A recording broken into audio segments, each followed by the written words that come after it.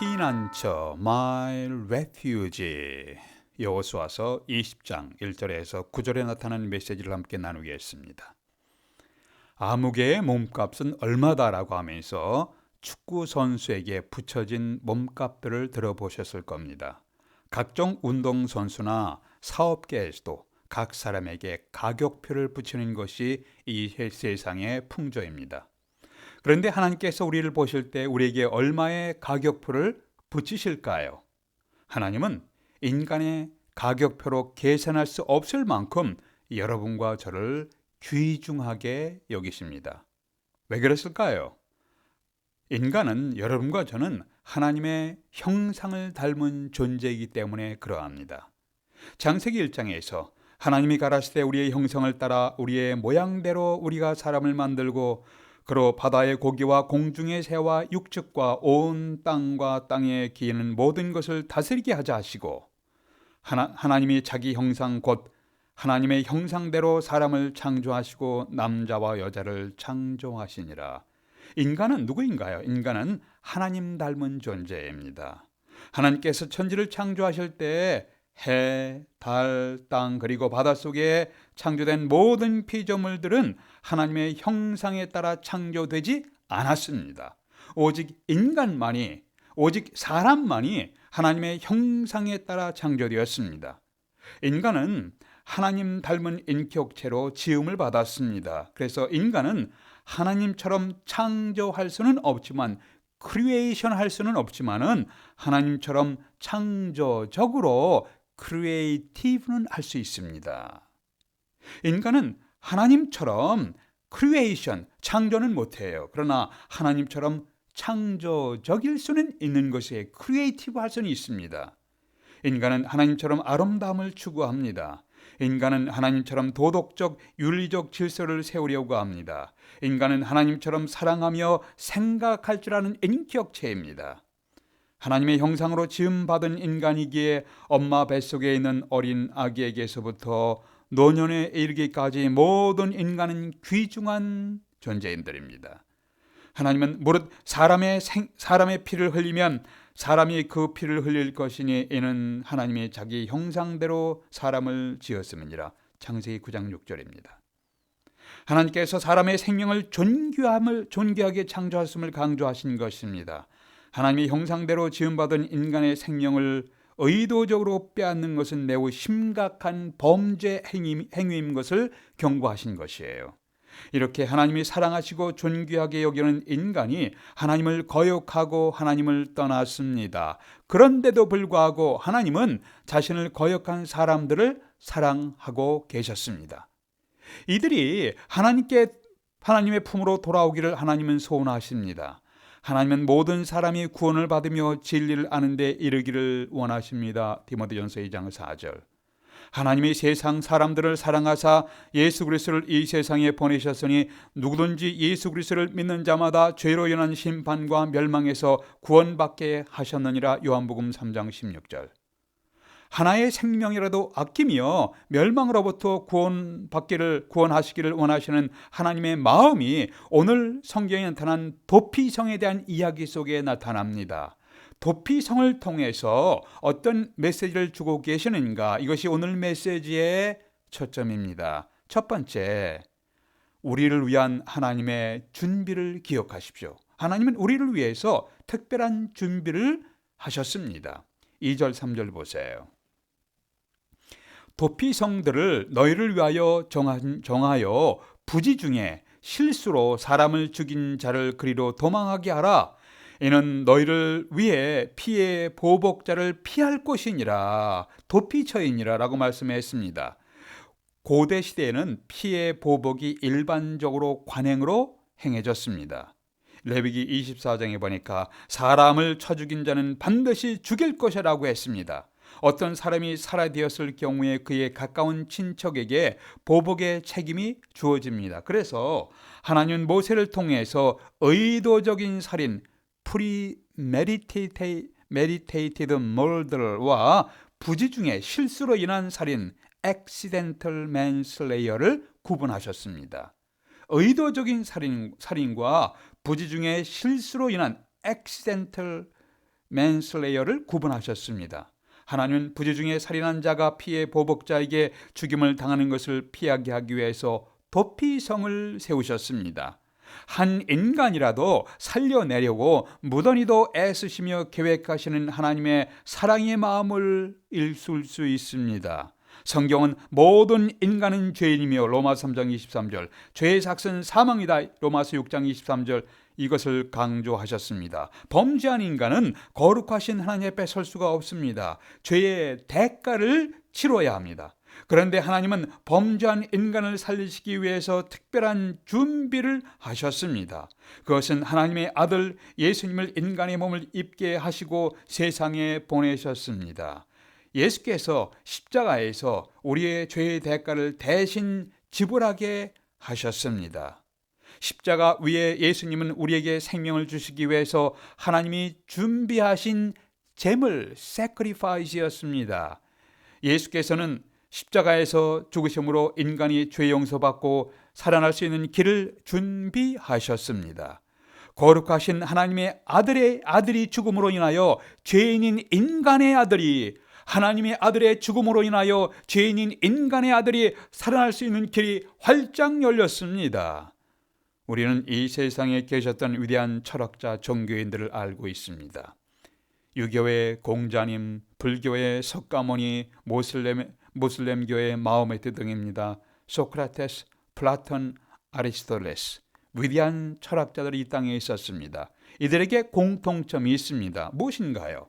이것은 이들은 모두가 다 자기 자신의 죄의 대가로 사망하게 되신 것입니다. 이들은 타인을 위해서 돌아가신 것이 아니에요. 이들은 죄 용서의 길을 마련하기 위해서 돌아가신 것이 아닙니다. 이들은 모두 다 자기의 죄로 인하여 사망하게 되었습니다. 그러나 예수님은 죄가 없으신 분으로 죄인들을 대신해서 돌아가셨습니다.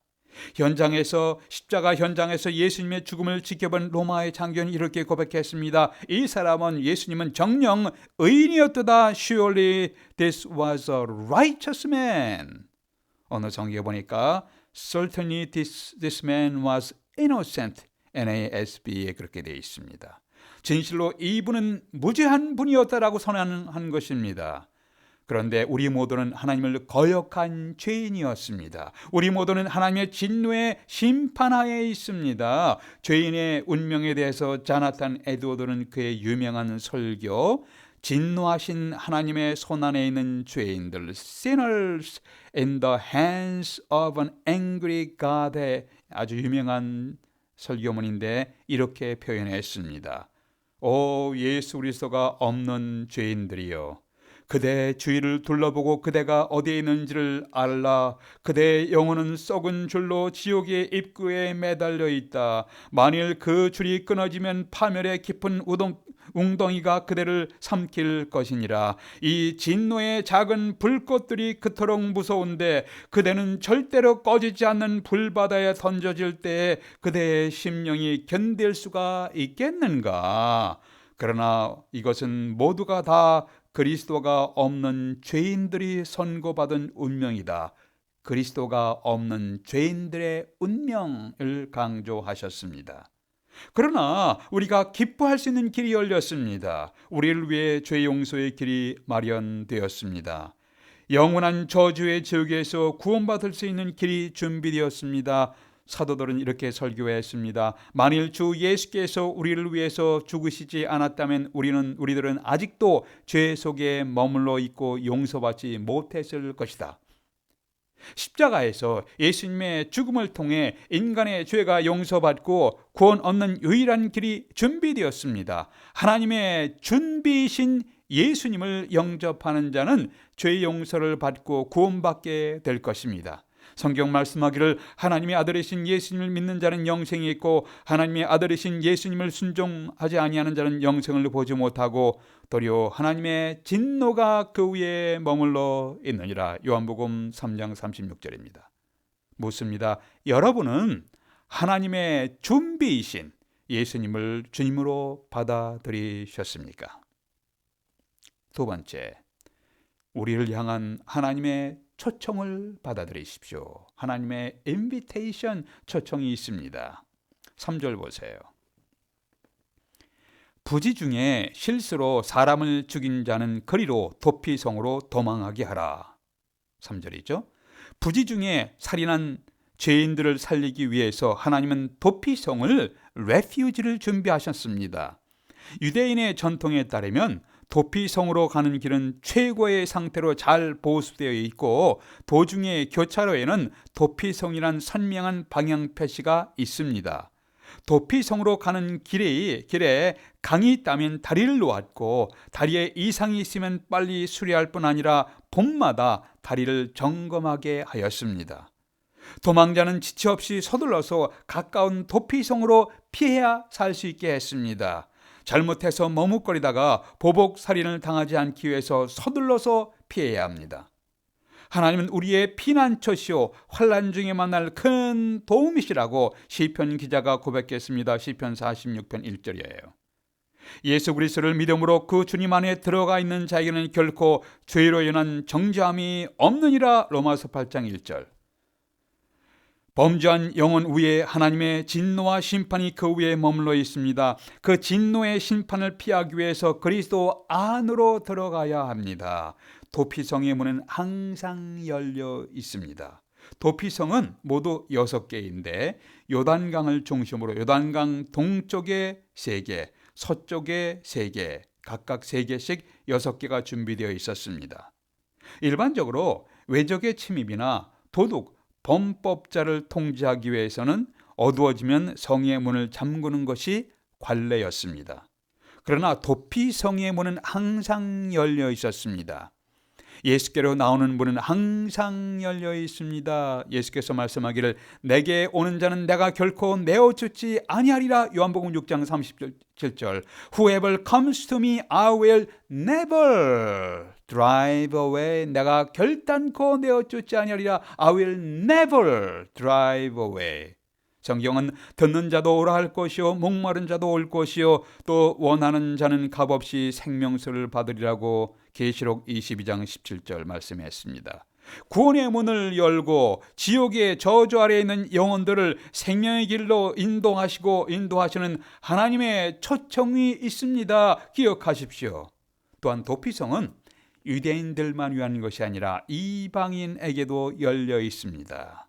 9절에 보니까 이는 곧 이스라엘 모든 자손과 그들 중에 거류하는 거류민을 위하여 선정된 성읍으로서 누구든지에게 열려 있었습니다.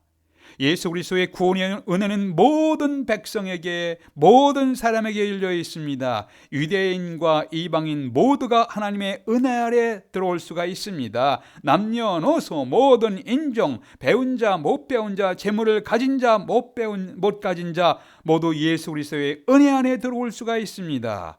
구약에서 도피성은 실수로 살인한 자가 억울하게 죽음을 당하지 않도록 하기 위해서 마련된 것입니다. 그런데 오늘날 여러분과 우리들은 어떠한가요? 우리는 억울한 죄인이 아닙니다. 나는 나의 욕심과 나의 이기심과 나의 욕망에 따라 행하는 죄인입니다. 나는 마땅히 처벌받아야 하는 죄인입니다. 그럼에도 불구하고 여러분과 저에게, 우리에게 구원의 피난처가 준비되었습니다. 이게 웬 은혜란 말인가요? 구원의 피난처인 예수께로 가지 않으면 우리는 죄로 인한 심판의 죽음을 당하게 됩니다. 그런데 예수님께서 우리를 초청하셨습니다. 예수께서 말씀하기를 수고하고 무거운 짐진 자들아 다 내게로 오라 내가 너희를 쉬게 하리라. 마태복음 11장 28절입니다. 예수님의 초청의 말씀을 받고 주님께로 나오는 자만이 생명을 얻게 됩니다. 여러분은 예수 그리스도의 초청을 받고 예수 그리스도에게로 나오셨습니까? 세 번째, 하나님의 보호 안에, 프로텍션, 보호 안에 들어오십시오. 6절 보겠습니다. 그 살인한 자는 당시 대제사장이 죽기까지 그 성읍에 안전하게 거주할 수 있다고 하셨습니다. 서둘러서 도피성에 들어온 자는 대제사장에 의해서 보호를 받습니다. 대제사장이 죄인들을 보호하고 있는 동안은 죄인들에게는 안전한 거처가 됩니다. 여기서 중요한 것이 있습니다. 예수 그리스도는 우리를 위한 대제사장이십니다. 성경이 그렇게 증거하고 있습니다. 우리를 위한 대제사장이신 예수께로 나오는 자는 영원히 보호를 받습니다. 예수님은 지금도 우리를 위해서 기도하시고 우리를 견고히 붙들고 계십니다. 로마서 8장에서 바울의 확신을 보십시오. 누가 우리를 정죄하리요? 죽으실 뿐 아니라 다시 살아나신 이는 그리스도 예수시니 그는 하나님 우편에 우리를 위하여 중보 기도하시느니라. 누가 우리를 그리스도의 사랑에서 끊으리요? 어떤 피조물이라도 우리를 우리 주 그리스도 예수 안에 있는 하나님의 사랑에서 끊을 수 없으리라.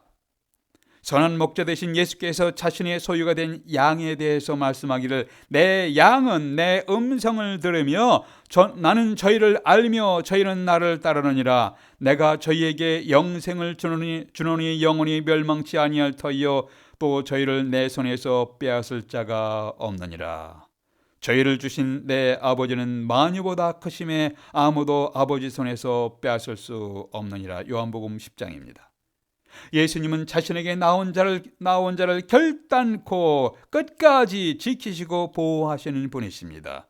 우리가 주님 예수님 안에 들어가 있다면 우리 영혼은 영원히 eternally 안전하게 될 것입니다. 불난 집에 갇힌 사람을 구원하기 위해서 고가 사다리를 타고 올라가서 그 위에 갇힌 사람들을 구해주려고 뻗친 구원의 손길을 거절하는 사람은 어떤 사람입니까? 물에 빠져 죽어가는 사람인데 구명대를 던져서 주었는데 이 구명대를 받지 않고 밀어내는 사람은 어떤 사람이에요? 죄에 대한 심판과 멸망을 경고받고도 겁을 내지 아니하고 오히려 코웃음치는 사람은 어떤 사람인가요? 이런 사람은 정상이 아니라 비정상입니다. 이런 사람은 용기 있는 사람이 아니라 어리석은 사람이십니다. 자신을 구원하기 위해서 올라온 소방대원의 손을 잡기만 하면 살아날 수가 있을 텐데 자신을 구원하기 위해서 던져진 구명대를 잡기만 하면 살 수 있을 텐데 죄에 대한 심판의 경고를 받고 예수님께로 피하기만 하면 살 수 있을 텐데 여러분은 어떤 사람이신가요? 사람의 마음속에는 오직 하나님 자신이 아니고는 아무것도 채우지 못하는 굶주림이 있습니다. 오직 하나님만이 채울 수 있는 공백이 사람의 영혼 속에 있습니다. 어거스틴은 이렇게 고백합니다. 하나님, 당신은 당신 자신을 위해서 우리들을 지으셨습니다. 그래서 우리들의 영혼은 당신 안에서 안식을 찾을 때까지 쉬지 못합니다.